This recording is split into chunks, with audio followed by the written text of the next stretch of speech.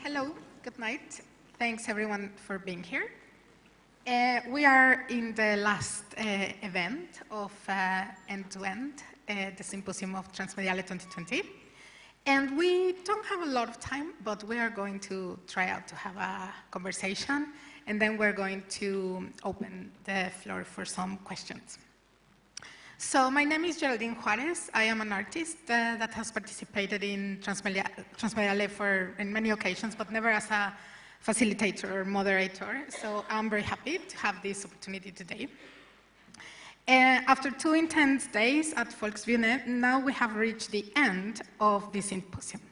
And for this closing panel, / conclusions, / impressions, / questions from the public, we will have this fantastic panel that I'm going to introduce.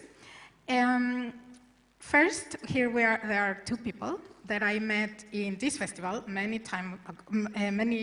years ago, and that have participated frequently in Transmedia, offering us quite influential artistic and discursive contributions. Rosa Menkman, Rosa, is a Dutch artist and researcher focusing on the noise artifacts that result from accidents in both analog and digital media. And Dr. Jussi Parikka. Jussi is a media theorist whose work have analyzed accidents and dark sides of network culture, as well as digital audiovisual culture. He is currently professor at Winchester School of Art in University of Southampton and director of the project Operational Images at the Academy of Performing Arts in Prague. Please welcome both to the panel.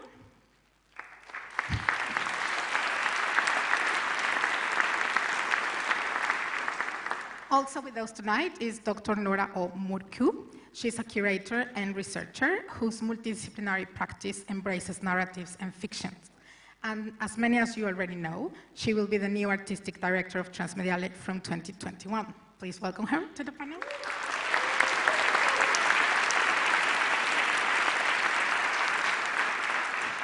And here is the artistic director of Transmedia until after this panel, or so. Or so. No. But anyway, today ends, or sort of, the artistic direction of Transmedia under Kristoffer Gansing, who's been in charge together with a fantastic team during these years of capturing every year a snapshot of technological culture that can be reflected upon in the present and referred back to it in the future. I would like to thank him for the encouragement and support from my perspective to all artists and his commitment with fostering the obvious and required dialogue and critique between disciplines.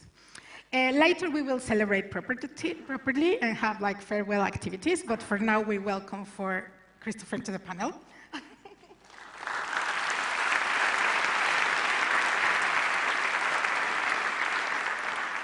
So we need to move forward fast, but I want to say something first. A couple of months ago, I came to this theater to see a play called Don't Be Evil. It's a play by Kay Foges and Ensemble, and once the title, it was once the motto of the infamous alphabet company, Google. I'm not trying to spoil you, but if you would fast forward, dramatize, and add some comedy to all the topics we go through in Transmedia during these years, you will get this play, which is going to be, it would be something like Transmedia on ice. That would be actually fantastic. But anyway, I've been thinking a lot in this play during these days, especially in relation to the performance lecture format and everything that acts in a network, human or non-human, and the binary of art and this binary of art and technology. I'm always a bit annoyed by this binary of art and technology, but this edition of Transmedia in Volksbühne made me a little bit less cynical about it, because everything was a little bit like epic theater, a concept that actually was coined by Erwin Piscator, who was director of Volksbühne in the 20s of the last century, and further, a concept that also was further developed by Bertolt Brecht. In the play Don't Be Evil, there is a part where an actor playing Bertolt Brecht breaks the fourth wall, playing with his selfie stick and his own image, while explaining to the audience his radio theory and the possibilities of technology as means of horizontal communication.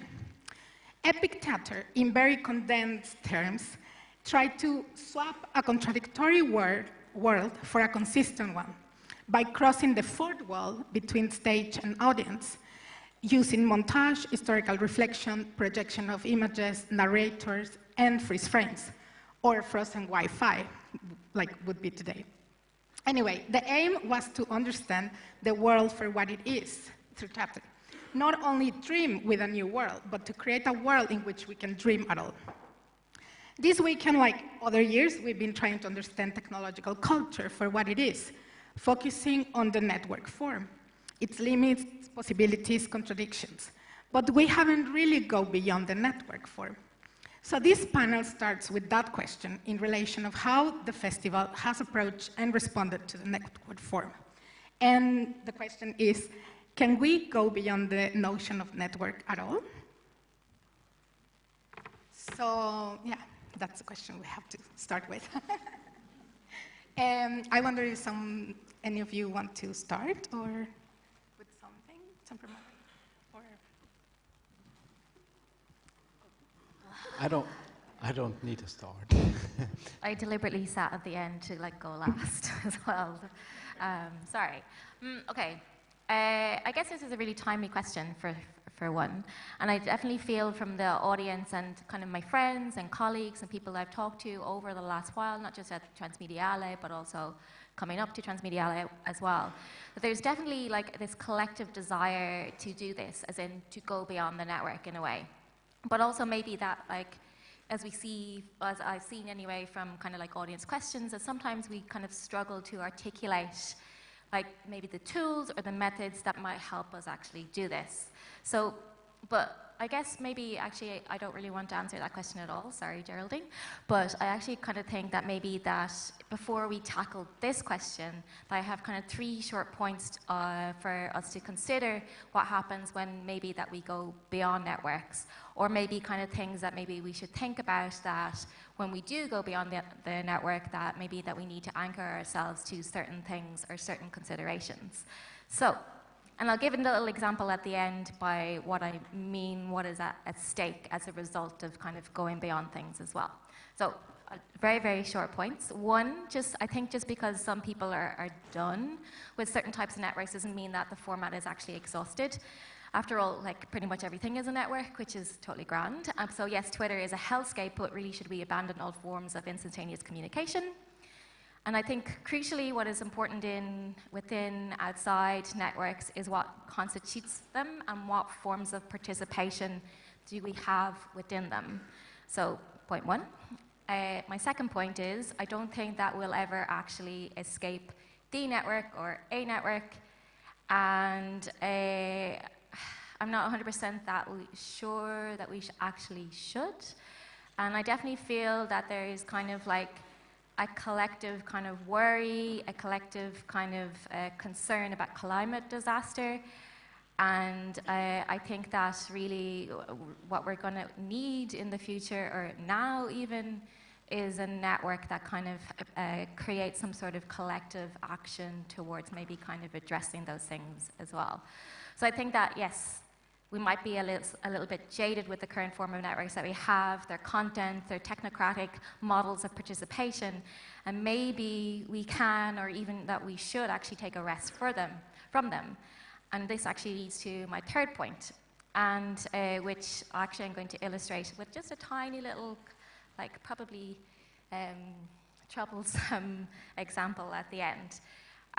So I think there's a couple of things to consider. That actually, this idea of going beyond the network is not an easy task, and actually it's really kind of quite complicated. And actually, there is quite an awful lot at stake as well.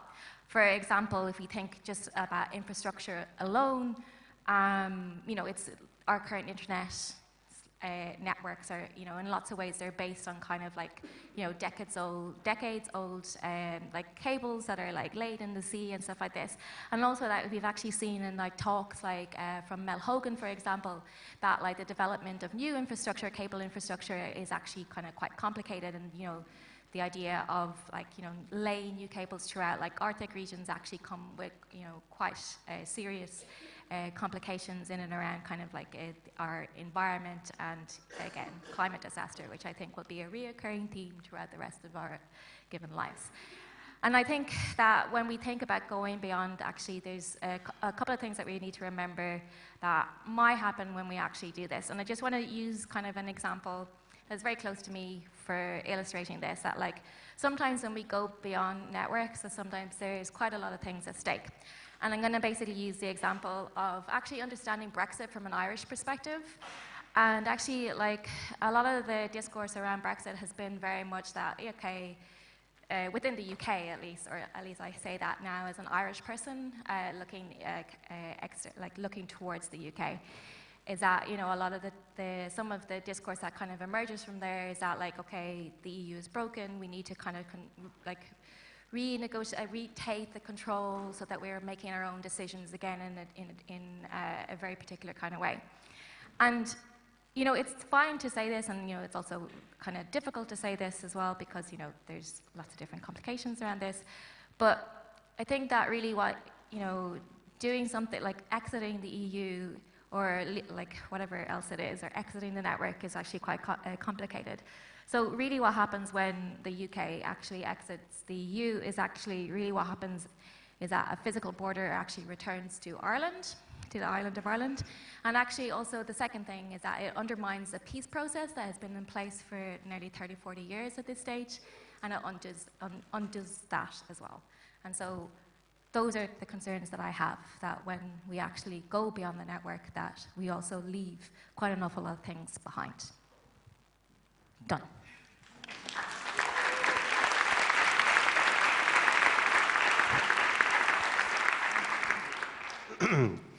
That was great, Nora, thank you.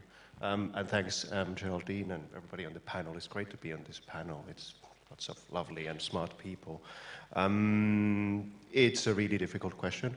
And also in the context of the broader brief of the whole panel, that we should be reflecting on the festival, but also the past festivals, and I'm not sure if I'm able to do that, even if, like many of us who've been coming for several years, you can recognize similar patterns emerging, that we are looking at things from points of view of incompatibility, we're looking at things from points of view of really placing them into sort of a spirit of whens and wheres, like in the first panel, and trying to find both historical coordinates but also sort of activist coordinates, and I'll speak to that a tiny bit, really, really briefly. I want to point out that, of course, the answers to the question had already been, I mean, there's been so many answers already during the past days, including the exhibition in terms of the network, sometimes sort of a sidetracking the question of the network and going to other sorts of propositions in a way that is reflected also in, I think, Nora's answer as well, and connecting to contemporary political issues as well. The key reference point of the whole festival seemed to be indeed very much about the 1990s and the unfolding of critical network cultures in the midst of emergence of internet in its popular form, right? That was pretty much the sort of a starting point for many of the reference points in the exhibition and discussions, and sort of a relations to these particular protocols and political discourses in that stretch of time from 1990s to now, and also with this sort of a like parallels between 1990s and 2020 with our contemporary situation in terms of political geographies and such. But I want to also again highlight that sort of I think the first panel yesterday and sort of a questions of whens and wheres is really crucial as a way of unfolding the network and what else than the network through the when and where of the network, which in a way is a question that the recently deceased film historian Thomas Elsasser was always pointing out in relation to cinema. When is cinema and where is cinema? But we need to ask also when and where is the network as well. And of course there would be multiple answers to that. How does the question of the network look, not from the point of view of 1990s and from 1990s to now, but for instance 10 years earlier, from 1980s, the multiple pre-internet networks, something that, for instance, Laurie Emerson is doing now in her new book project, Other Networks as well. How does it look from the point of view of mid to late 19th century with the multiple forms of new urbanisms and infrastructural networks that in a way relate quite concretely to the sort of a geological or geographical politics of networks, from canals to telegraphs in the 19th century. How does it look differently from the 18th century perspective of optical telegraphs and their relation to military networks, or then the history of science narratives that we often have usually brought to our assistance, starting from Leonhard Euler's 7 bridges across to Königsberg, formulation of graph theory and all that. And probably also we would add now multiple environmental histories as part of these histories of science to understand what the question of the network is and when does it start. In other words, the broad range of networks across historical periods that also Sebastian Giesmann has mapped in his work, and providing a historical angle is also something we need as an antidote to understand the nuances of how the network can be understood, both perhaps as an ontology in some cases, that we assume that the world is like a network, like we often perform, whether it's scientific discourse or other, or that the world is perhaps seen as an epistemology of network, when we see it as a network, and why do we see it as a network? And then thirdly, activism as well. What can we do with a network, which has been pretty much a key central question that pops up in various projects also across these past days as well. So we need to be aware of the differences between ontologies, epistemologies, and activisms of networks as a way of phrasing this as well. I think it's also the question is not only to place it in the sort of established divisions. Is the network technical or is it social? Is the network understood through network sciences or social movements? Is it physical or virtual? It's probably a lot of really complex links between these. And I think that what's become really clear from a lot of the statements and works is that we actually develop a really nuanced understanding and body of propositions of contexts, materials that are speculative, that are political, that are activist, and work across different sets of even, let's say, intersectional networks that go by various names, from gender to race and ethnicities, species and specifications that deal with, and we place the question of the network in relation to them as well. And also, in a way, perhaps riffing with the theme of end-to-end and the sort of like already questioned network idealism of network neutrality, I think what we've been hearing are various really strong political histories of neutrality. In other words, that neutrality is never neutral, it has a political history, and we heard the various histories from decolonial race, gender perspectives as well, for instance. I might have gone already a bit too long. I'm going to pass it on. I think I want to just round it up by saying that, again, we sort of approach key transmedial themes in terms of indeed looking at the sort of not how it works, but how it has broken down already, but not taking it as a sort of apocalyptic thing, but also as a sort of approach to how to build sufficiently complex forms of activism that are not just gestures, but actually can become really important social projects that can speak to big problems like Nora mentioned as well. But that's enough from me, and I'm going to pass it on to Rosa. Thank you.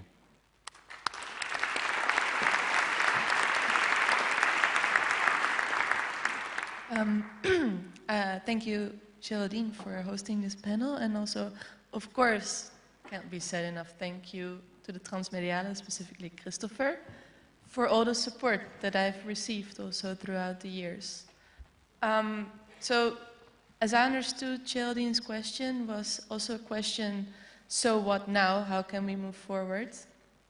And kind of to answer that question, I was considering my place here in the Transmedia, right? Because it was interesting actually to see how the panels were built. There was often an artist from the exhibition that then was like kind of giving their outside perspective on this theorization that was happening before them. I wanted to put a slight warning that we try always to be politically correct, but we cannot make tokenization maybe a system. So that was just a small thing. Then to consider my role, I started this Transmediale really early, maybe before most of the people, and I'm not talking about Club Transmediale. by giving a performance for the VIP opening, which is horrible because then nobody gets to see it, but the people for which you actually don't make the art, because, or not necessarily, because I like to make art for my peers. The VIPs are not necessarily my peers. So my performance was called Whiteout, and it was a story about being oversaturated, but by a lack of references, a lack of a horizon or a perspective. It was a story of me trying to, it's a real story, it's me trying to climb up a mountain, trying to reach the end of that mountain that is peaked by a big antenna, because I was researching the antenna. But while I was traveling this mountain, there was a huge snowstorm and I couldn't see anything. So I had completely lost any sense of perspective, then connections or references. And I felt like I was starting to become this one singular node. And as I became this one singular node, I started to kind of become infinitely small until I kind of disappeared into myself, which became very large because I became just a sea of my own references. It was a very strange thing. But it made me think also about Borges. I think most of you might be familiar with Borges' story, The Idiot. The idiot is a person, a human, with an infinite sense of resolution. So the idiot can see anything from any scale. They can see the balcony there. I cannot see it because I have an issue with the light right now. They can see the nose hairs of the guy there on the balcony. They can see everything, but by having all this infinite, this more than super resolution, they have no more way to categorize because everything is from every scale, from every layer, every level. And so I realized, being on that mountain, I realized I need compromise. I need ways to put things in scales, in layers of organization. Resolution is not just to resolve things, it is inherently a compromise. So what I find kind of interesting here is also this analogy that we saw coming up a lot, is the tyranny of structurelessness. So we need to accept that compromise is essential in resolving. And to resolve a thing means that you're not resolving it in another way. We're looking at something, we're probing it via a particular technology with particular settings, then we're not using other settings. So in that sense, I always will need a lens, a filter, a bias, an exclusion, an aberration of reality, right? But as we've seen throughout the festival, those necessary lenses, they've become problems. They've become problems of indirectness, of exclusion, of separation, of dislocation, impossibility or irresolvability. It has become kind of the impossibility to say particular things. We heard that also from, for instance, Ulia, who mentioned like the links are no longer possible on Instagram. We're kind of becoming, what was unchoosable becomes now unsayable, as Olga said it also in her talk. So I really think we need to kind of put an emphasis on how Clemens Epprich, I'm sorry if I don't say this correctly, concluded his talk by saying we have to discriminate, we need to discriminate, but we can never be discriminatory. We have to be very aware of the biases. Here I also wanted to make a reference to the lineage of my and then me and then finally the I that becomes through its neighbors and the homophilic network. So in conclusion, maybe, I want to say I completely agree with Aymeric and Roel. We need to reshape the conversation about networks. This is also where I really enjoyed Jussi's statements just now and all these levels in which we can talk about different types of networks. So what I would like to kind of propose, but it's probably inherent, it's not really a proposal, but underline is we need to systematically train ourselves to think through factors such as scale and scope. So in this case, scale is the who. Whose network and whose ends are we looking at? I'm referencing Diane here, who was moderating the first panel. We also need to consider what spaces, where, or temporalities. And here I'm reflecting again on Michelle Wright's, whose time are we actually thinking through here? So in this case, these networks become latent images, and we can slice these networks and we can make an image of them. But we always have to realize that to think and see through networks also makes compromises. And finally, because I've spent just 2 months at CERN, where I learned a lot about imaging technologies on different levels, on the level of particles, but also molecules, but also astrophysics, so on all the levels of scale that you could imagine, and that we as, or me as a normal person, am not trained to think through. We need to start to think, how can we understand networks through all these scales, right? And for me, I found some language for that I wanted to share. It's very simple. Actually, all these different kinds of scales come with their own messengers. And once we understand those messengers, we can open windows through them. And once we understand that tactic, then maybe we can jump through the scales. And once we can jump through the scales of problems, then maybe we can become what Olga said, we can become super users of the networks. Yeah.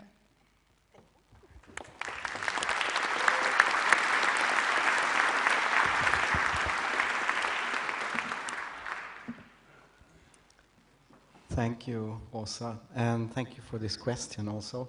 I felt though that would have been a great moment to actually open up to the audience, and I don't want to kind of provide a closing statement on this question because I am the one that, at least in the context of the festival, have tried to kind of pose it well together with you in different ways. But I can try to answer in a kind of inverted way, also responding to this idea that maybe we can never really leave the network behind, and that is that, well, nothing really is a network. There is no thing that is a network. So if it is something, maybe we need to use concepts like, I don't know, Timothy Morton, hyperobject, something that you cannot actually, fathom. You can map it out kind of rationally. You can design the network, but in the spirit of the devastation, next to devastation exchange, we can only kind of exist next to it. So some years ago, we put out this Transmedia reader book called Across and Beyond, which also Jussi was a co-editor of, and you contributed also to. And I would revise that title to, well, not so catchy maybe, but across and next to something, in this kind of spirit of one of the ideas or driving kind of, let's say, concepts for me doing the festival of transversality. And in this also addressing the network really more as an imaginary, and when it exists in a technological form, it's still always a reduction that which we can kind of inhabit, or the effects that it have in relation to the totality of that imaginary. In the sense that media are always more and less, and that's what they are. So that's kind of the, let's say, somehow philosophical perspective that I would like to offer. And that also is the point of the politics of possibility that both, I think, Michelle Wright and Clemens Apprich referred to in the opening panel, or the opening exchange. And that, for me, also tied in with the very last exchange of neural network politics, which offered some hope, or tried to kind of regain the position of resistance from compromised, now automated networks and network agencies. And this is really also at the heart of the theme of end-to-end and the Eternal Network exhibition, and I've also repeated it already in the opening of this conference and at various points, working from the limitations of networks as a kind of a starting point that informs practice, and that, you know, is definitely neither utopian nor dystopian, and does not any longer need that polarity in order to discuss the network. And we don't need to go beyond it, because indeed there is nothing like the beyond. So I would also refute the idea of the post-digital that we at Transmedia used many times, within that framework. Thank you. Okay, thanks for your answers. Okay, so this is something we will continue discussing as we have been during these days, and but now we have to jump very fast into the Q&A.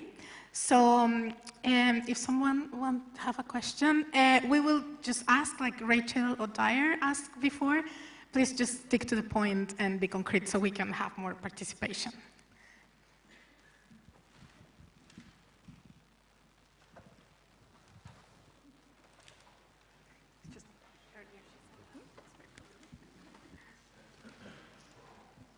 Here is one question. Can we change the lighting also, as was promised? Yeah, it's happening. Maybe we can switch the light a little bit. Hi. Jussi, he mentioned the end-to-end beginning of the idea of the endless network as risking the possibility of net neutrality as a kind of paradigm. And I think the other paradigm it risks is the idea of raw data. And I think one thing that we've become increasingly aware of is that there's no such possibility of raw data. And it's about knowledge, in a sense, and the fact that it wasn't only about social organization, the birth of these technologies and networking technologies. The original hacker ethic was also about a resistance against forbidden knowledge. And I think the paradigmatic resistance was to Scientology, not because it was a bogus science and religion, which it was, but because of its secrecy.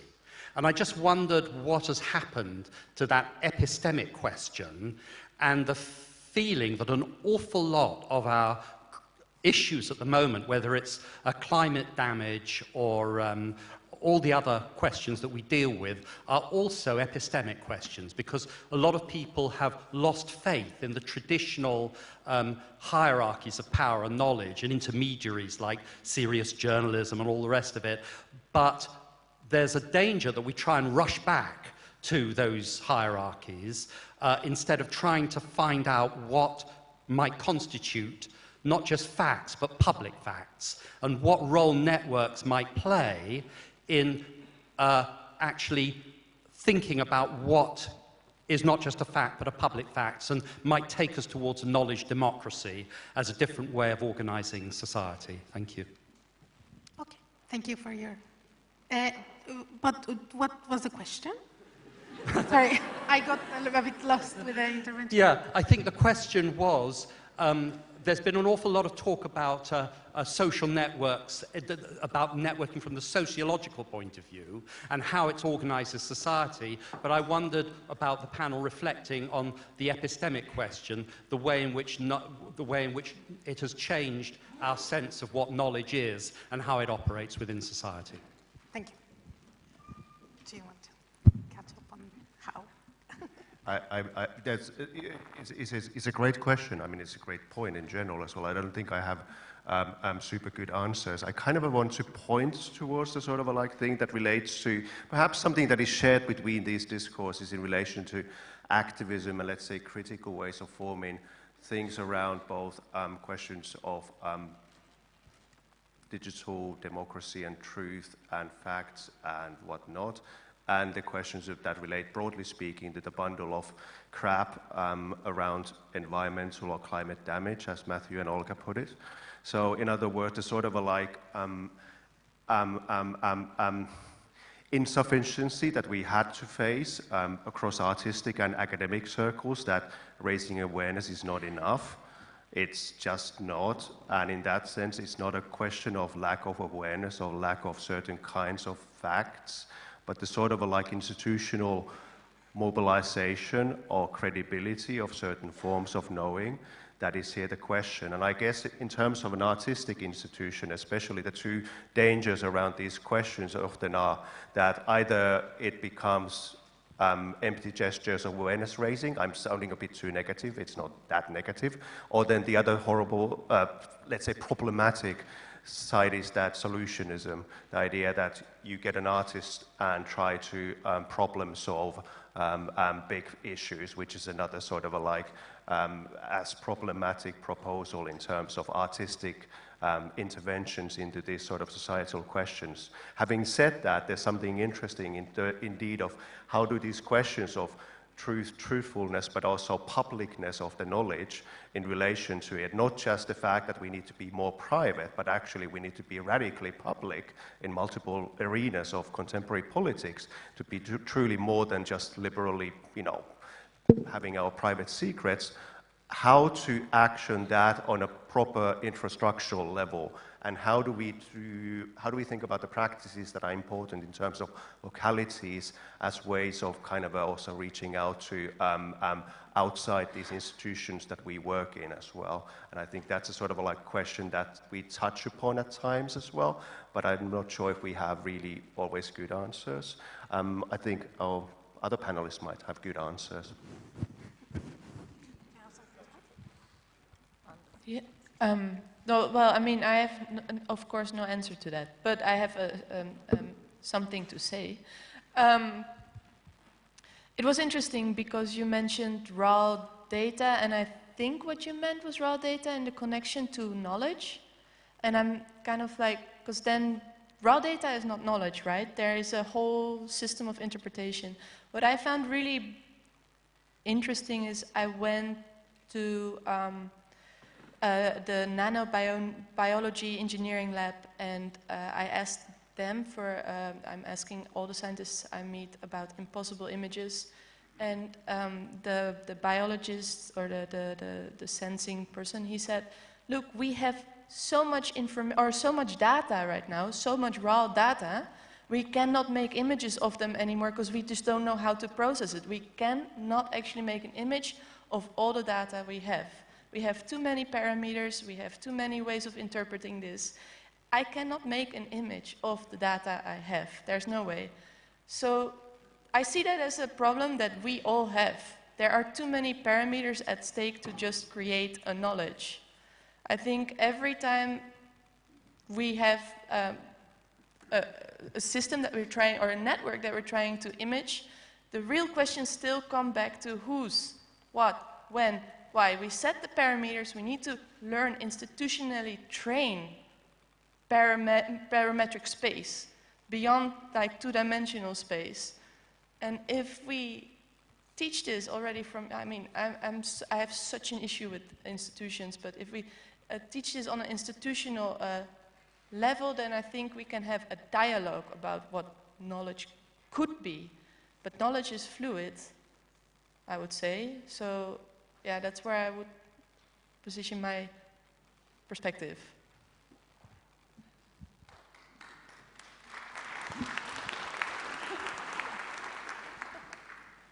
I'd like to hear from more in the audience on this, comments or further questions, rather.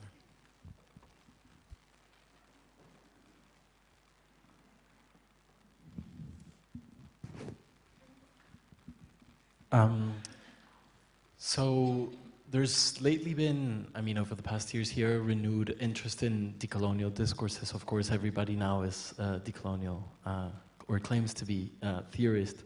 Can you speak up? We can't hear you. That there's been a renewed interest in decolonial theories, and now there's this sort of like sort of request of people to be sort of involved with these discourses in their practice. But I do think that decolonial efforts or discourses, they really, especially when they come from the European context, they mean nothing unless there is first a recognition of the agency of subjects typically theorized as simply oppressed, which renders them as non-agents. And then secondly, unless there is actually a structural redistribution of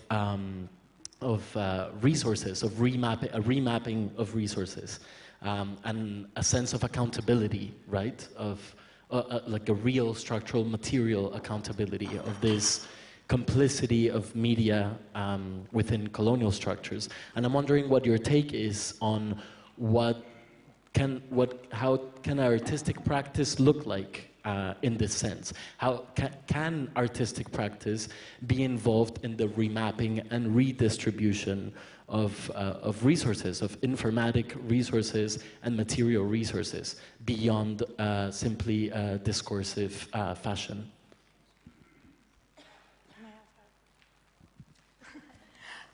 Well, I have something to say about it. It's really, I guess, not precisely about the colonization theory, because I think now the colonization means a lot of things that are not necessarily burning things to the ground and like give land back to indigenous nations, which is what originally, or like 50 years ago, or like when the colonization happened last century was about. But I think, I don't know if artistic practice, but there are histories which were not in the exhibition, but in the 90s, the Zapatistas used the network for the first time to emancipate a whole indigenous nation. It's not something that hasn't happened.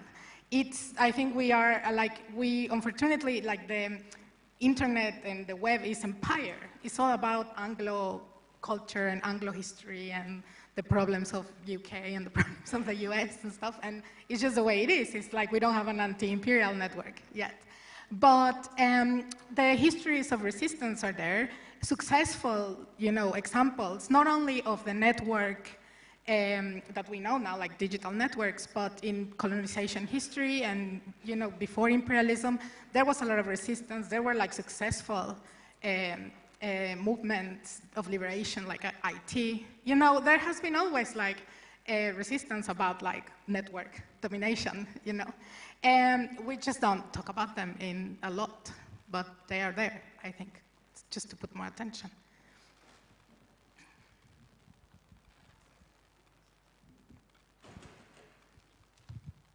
Hello.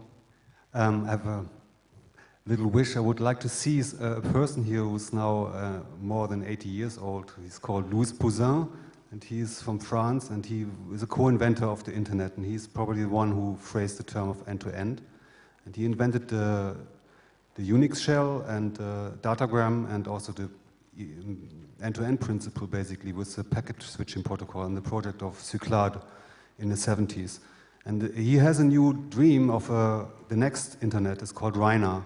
And I don't know, I think no one of you on the panel ever heard about this person and this project and his work, because it's not part of academic media research.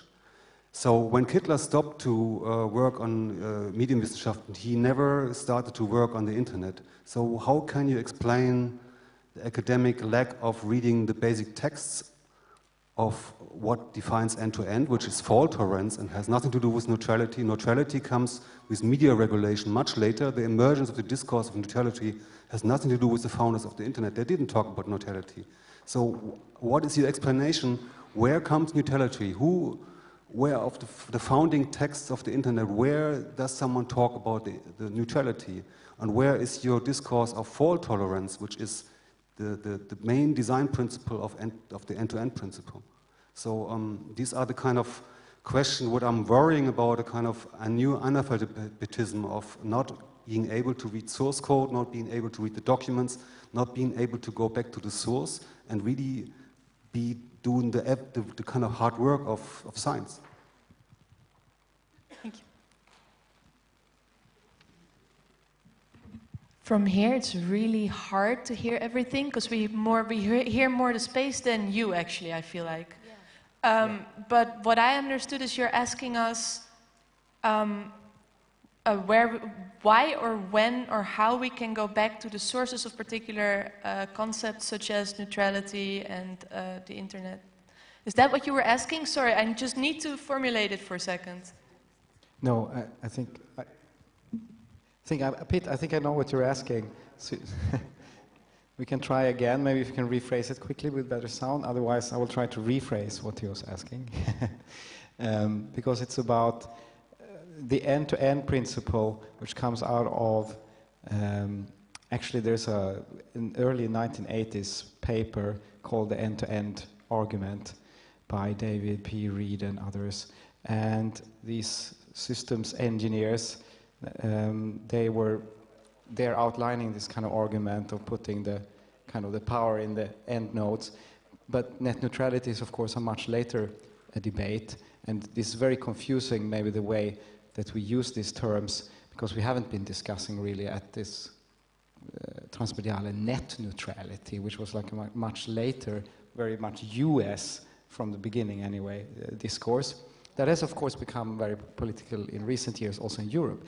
But I think what you're talking about, Pete, is also the original, let's say, network designs that are actually, assuming that the network and the internet also is inherently unstable, and trying to kind of account for that in the design, the principle of resilience as well. And this is different from the end-to-end principles idea of this infrastructure not, that should be as neutral as possible. And it's something to think about, but it's, for me, still within the same kind of network science thinking that we've been trying to kind of move away from a bit here. But that's my point of view. Sorry, I don't know anything about going back to the sources, though. Is there another question around the room? We have 10 minutes left. If maybe upstairs, we also have a microphone upstairs.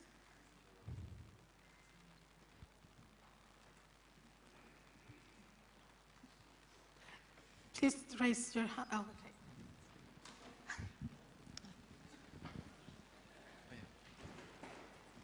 okay. Hello. Oh. Thanks. Yeah, I was wondering, because talking with my colleagues, there's this feeling, right, that we are stuck in this pessimism, feeling of impossibility to act or to react. There was also a very nice panel yesterday about this sense of not being empowered to make a change, although we had some very nice examples also today of small changes that we can do.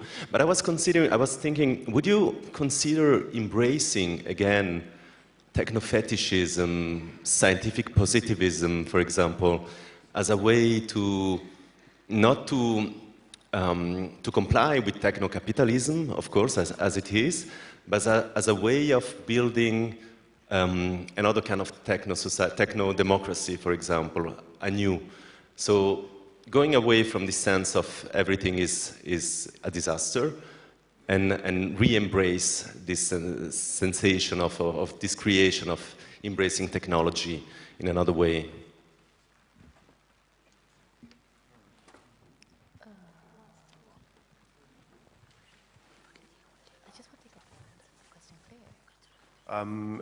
It's really, the acoustics is really bad, I think. It's not you, it's the acoustics.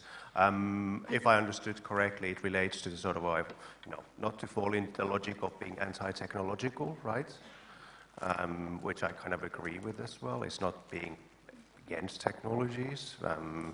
I love that Olga and Matt had a wonderful, wonderful note that we need to come up with different or even more abstract abstractions. We need to be able to think other calculations, like somebody else mentioned, and there's multiple forms of proposals that we think within the sort of a technological calculational universe in relation to questions of futurity as well, in relation to questions of simulation and modeling, which I don't think are bad things at all. They're just forms of phrasing certain possible futures. We need them for climate modeling.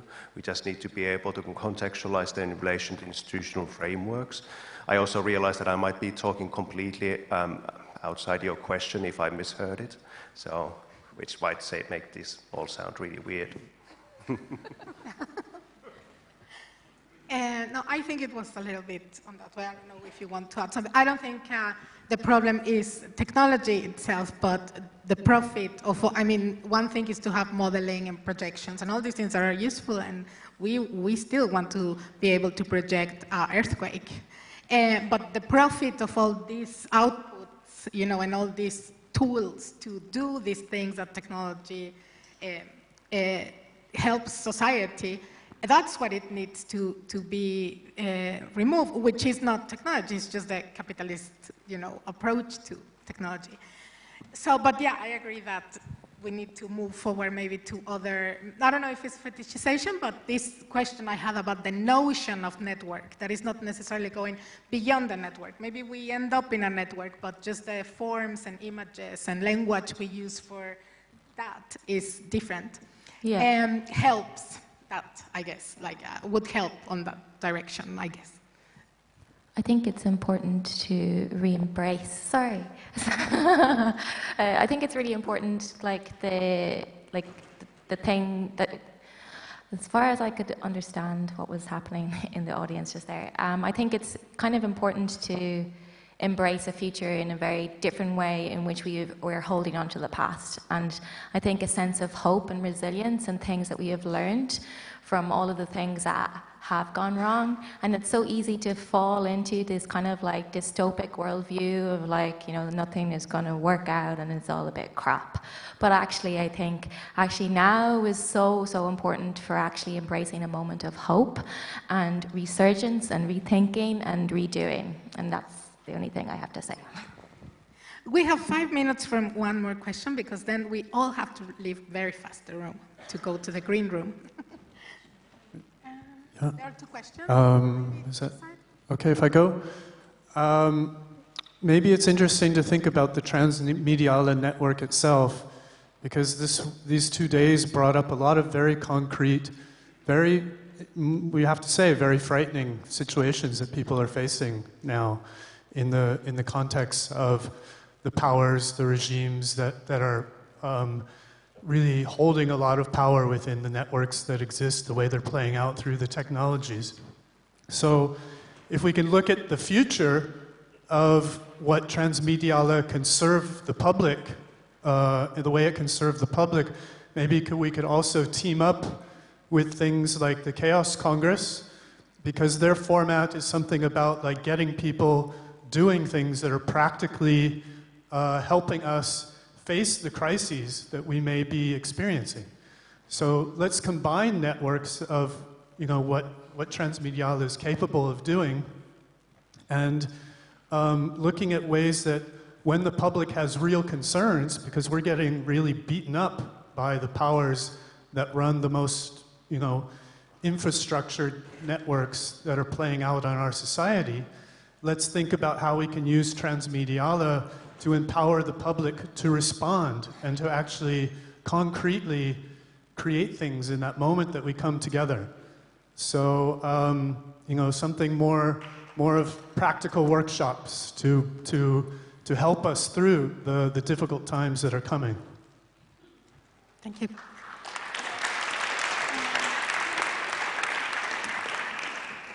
I think we have another question this side. There? Right? Yellow shirt. Oh, here also. Sorry. Yeah, maybe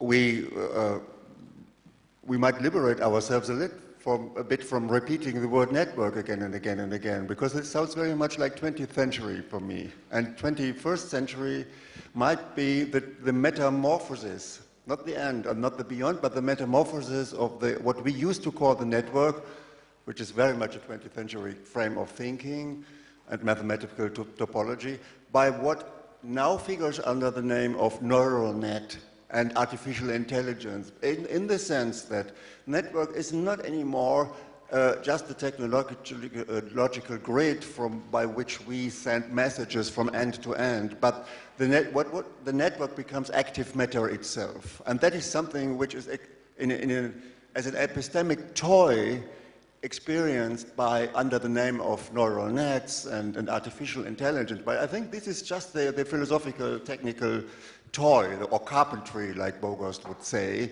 But a different kind of epistemology is taking shape, and we might actually get trained to get beyond the metaphors of the net and the web. This is all harmless. This is still technology in the traditional sense, instrumental technology, which we can politically interpret and everything. But I think it becomes what we used to call the net or the network becomes active matter itself, an active technology itself. And this is displacing the human in such a radical way. And we might get used to speed up replace the old vocabulary by a new one, because we are sensing, we are part of a metamorphosis for which we don't have the right words yet, and for which maybe AI might be just a toy. Thank you. We have 1 minute now. I just want to respond super quickly to that. That's where I would say that, interestingly enough, and that's something we try to observe within this festival, given this new neural networks, or whatever we want to call them, there is also the possibility of this strange return of the network. And it's not necessarily nostalgic or retro kind of grade. And I think the political position of that is something also worth considering. Yeah, I think the network won't go away. I also think there are also other shapes and other spectrums and waves and cores and other kind of forms that might be interesting that we consider. Do you want to add something else? I wanted to add one thing, maybe, very short. One thing that I did miss and that I thought was very important is that I think something that I really missed in the conversation maybe is the role of compression within the network. So different steps or different levels, let's say the internet as a stack. The stack is being conflated. Amazon is becoming the whole thing, right? Amazon is taking different pieces of the top and the bottom, and we cannot look inside it because it's all Amazon. So there's also, I wanted maybe to put an asterisk to a conversation that I would like to have in the future connected to the network and maybe network non-neutralities, or I don't know, but this new compressed form of the network, which is maybe vertical and horizontal. I just wanted to put that asterisk there. Anyway. We keep it for next year. Thank you so much, everyone, for being here.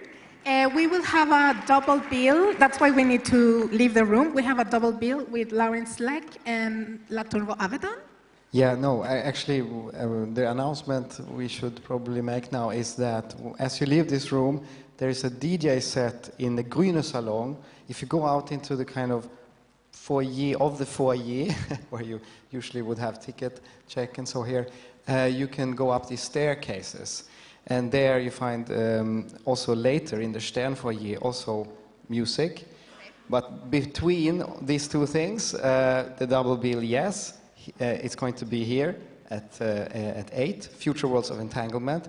Eternity to Be Kind is the performance with La Turbo Avedon and Miriam Blue, and it's followed by the feature film Idol by Lawrence Leck. So, please. Yeah. Yes. Thank you, everyone, for being in the panel, and see you